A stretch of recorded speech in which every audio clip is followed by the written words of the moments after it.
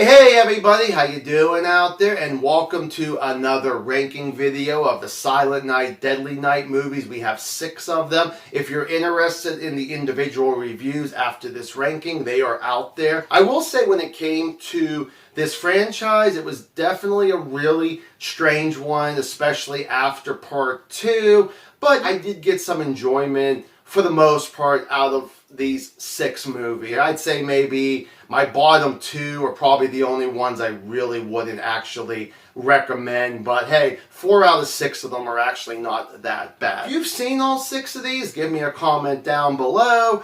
And please be respectful in the comment section. And before I forget, Merry Christmas to everybody if you are watching this on Christmas. Okay, let's get ourselves started. Number 6, the worst of the worst, is got to be Silent Night, Deadly Night for Initiation.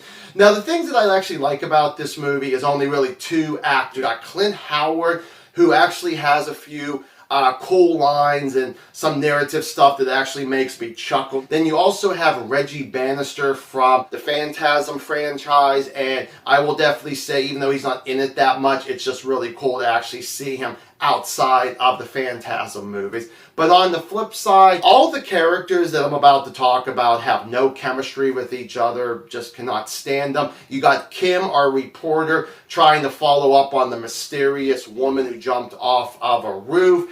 Her acting is just horrible. I could not stand anything about this character. I could not root for her in any way for all the stupid decisions that she goes through. You got her love interest, Hank, who he's just pretty much a horn dog.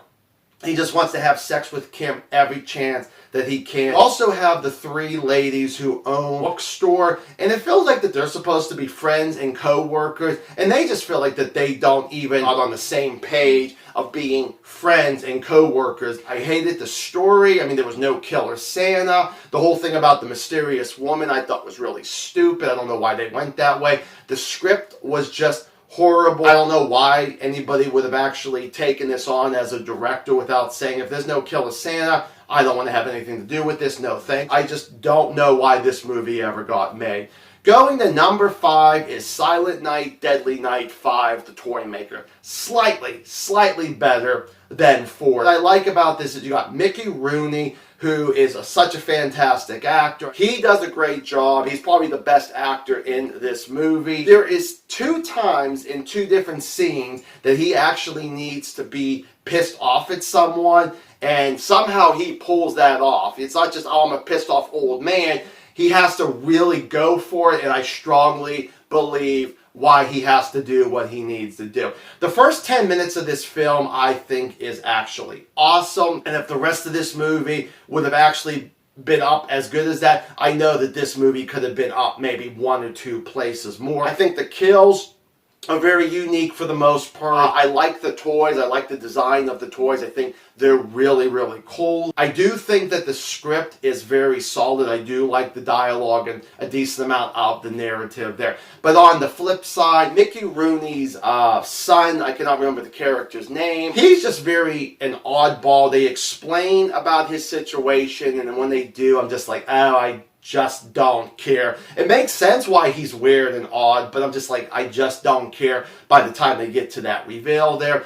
You got Derek as the young boy that someone's sending these mysterious packages to. He's silent for about 90-95% of this movie. So there's not really much, range of acting for a kid anyway, especially if you're not actually talking. So I'm like, nah, I just don't really care much for him. His mother, the first 30 minutes of this movie, I think her acting was really good. After that, her acting really does die down. It just gets worse and worse. You got Noah, who is very creepy and crazy when we first see him. And just like talking about Mickey Rooney's son, I'm just like, when we finally reveal why he acts the way he acts, I'm not on board for him. I don't really give a shit, especially because I don't care that much for his acting. Don't really care that much for the story. Yes, I think the script is really solid, but the story itself overall, I just don't care. You get like 1 gory scene about an hour into this movie. Another reason why this is as low as it actually is, you actually have Kim from part 4. Same actress, same character. She just plays the neighbor in this. The only good thing I could say about her is that she's not in it that much, but her acting is probably as bad as it was in part 4. When it comes to Act 3, I don't care what goes on, the big reveals that's going on. This doesn't need to be a mystery kind of movie. It's a little bit better than part 4 when it comes to mystery, but this is supposed to be about a killer Santa. Don't give me all this damn other stuff that you're about to change up on. And number 4 is Silent Night, Deadly Night 2. Now, what I like about this is you got the character Ricky, which is Billy's brother, and he is just having a fun time. He's off the wall. I like that kind of character. He's really great. He's awesome. I just like following his story, even listening to some of his story of what's going on outside of the mental institution that he's in. The doctor that he actually talks with, they have some good chemistry together. Mother Superior, more towards the end of this movie, she's actually still pretty good, still pretty nasty when she actually needs to be, except unfortunately she had a stroke and she's in a wheelchair, so she can't really do what she actually was able to do in the original movie. I like the kills. I think they're very unique. The umbrella kill is my favorite. And the last 10 minutes of this movie with Ricky versus Mother Superior is funny, is intense, is very satisfying to me. But on the flip side, half of this movie is about Billy's story, which is Ricky's brother. I just watched that movie, of course, going through for these reviews. I don't need to see Billy's story again. I already know his situation. So when we finally do get to Ricky's story, most of this time I just don't really care, minusing the kills there whenever he finally gets adopted as a young child and, he grows up and gets himself a job. And it feels like it's kind of a copy and paste of what happened with Billy somewhat. The first 5 minutes of this movie is supposed to be intense, but to me, I just kind of felt flatline. The director really failed to try to be a little bit intense on that there. And when it comes to the other characters I have not mentioned, their acting is horrible. Their acting is bad. Moving on to number 3 is Silent Night, Deadly Night 3, Better Watch Out. I actually do enjoy this movie here, where it seems like some people would put this more in the bottom half. What I do like about this movie is I like Laura. She's the blind girl that we follow. I like her character. I think the actress is really good. She's funny. She's serious when she needs to be. When she needs to be scared, she does a terrific job. I really like her brother. He is a good-hearted brother, which I'm glad he actually is, or I would be putting him in the dislikes here. I think he even has some funny moments. We also have the grandmother, who's not really in it that much, but she's very sweet and very nice there. And I didn't say this in the review, but they do kind of reveal something about her towards the end of the movie there that I really actually thought was really cool. And then you also have a cop who's the comic relief. And I'd say most of the times jokes really do land for me, let alone like with Laura or the brother or anybody else who is actually making jokes here. But on the flip side, you got to go with Ricky, not played by Eric Freeman this time. Bill Moseley actually is playing Ricky. He was in a coma for 6 years. He finally wakes up, and Laura also is not just blind, but telekinesis, and she actually is connected with Ricky. That Ricky knows exactly where she's actually going. So I'm thinking, okay, how's he going to escape from the hospital? He pretty much kills the Santa Claus, does not put on the suit. He walks up to a nurse at the front desk, kills her, and just walks out in the hospital gown. It's kind of silly that he doesn't put on the Santa suit. At least that would have made this one slightly better. When it comes to the kills, they are very, very weak. When it comes to the story itself is actually okay. The script itself is so-so. But I would say that one of the biggest things is got to be that there is a big chunk in this movie that like nothing happens. Like you might have like 2 people just kind of walking around and knocking at neighbors' houses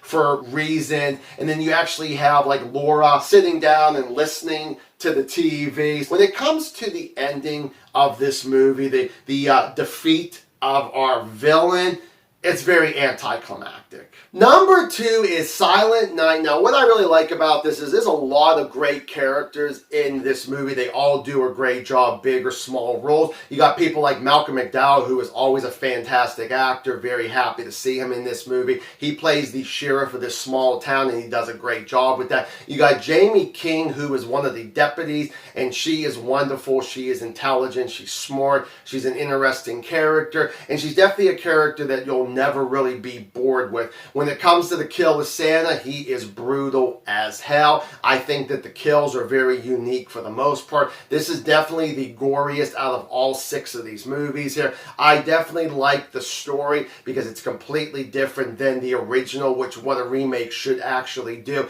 I think that the script is really, really good too. When you start this movie off with a cold opening, it is definitely very creepy and somewhat scary. But on the flip side, we have some tributes going on, like with the grandfather from the original. And the grandfather in this one, he doesn't have the impact. He's talking to his grandson. The grandson just doesn't seem like he even really gives a damn. And the grandson, I don't even really care that much about his acting. He's only in like one other scene other than with his grandfather. So I'm like, it just felt like that. The grandfather sure was not in it that much of the original, but the grandson just feels like he was just such a waste of a character in this particular movie here. There is a person who actually gets killed in one of the tribute ways of the original, but I call it a ripoff. Just one of the reasons is that I don't like this character. Sure, they actually play the character very well, being mean, but I just didn't really care that much for the death. It just, again, just like the grandfather, doesn't have that impact. And when it comes to the ending of this movie, it feels like it's at least close to like 5 minutes too long.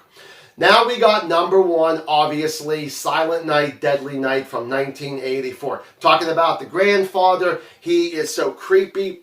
He is scary. He's one of these characters that will definitely stick with you after you're done watching the movie. And he's only in like the first like 5 or 7 minutes of this movie. You got Billy, who is, as a kid, does a great job. Has to, really kind of just go through a lot of hell as a child, and I feel like that the director really captured that very well. I mean, after what happens to his parents, he ends up being raised by nuns in an orphanage. You got Mother Superior, who is just a mean character, but that actress does do a great job. You may hate her, but she does a great job with that there. When Billy actually grows up and gets himself a job, eventually his boss wants him to put on the Santa suit, and that starts like really effing up his brain a little bit more, especially as when he was a child, let alone as an adult. And you're just begging, Billy, don't go down that particular path, which unfortunately he really does. But he does do a good job, even though, I mean, you feel sorry for him really as soon as this actually goes down. I think the story is really good. I love the script overall here. And as I mentioned about the director with the young boy, he directs everybody really well in this movie. But on the flip side, when it comes to Billy's little bit of dialogue, the last half an hour or so of this movie, where he pretty much goes up to people and says naughty and punish and then takes that person out, I don't know, it just felt a little robotic. It was just that's only the 2 lines that you're going to say, instead of maybe having some other, maybe like something else to actually have him say instead of just those 2. So it sounded robotic. It sounds a little like, I don't know, I just wasn't thrilled with just hearing something like that there. Then you also have where Billy is killing good and bad people. And I really wish that he was actually just killing the people who deserved it instead of the good people. And then the final thing is, when it comes to the ending of this movie, I am not satisfied one bit. So there you go, folks. That is my ranking of the Silent Night, Deadly Night movies. I hope you guys actually really enjoyed here. I will see you guys in the next movie review, whenever that will be.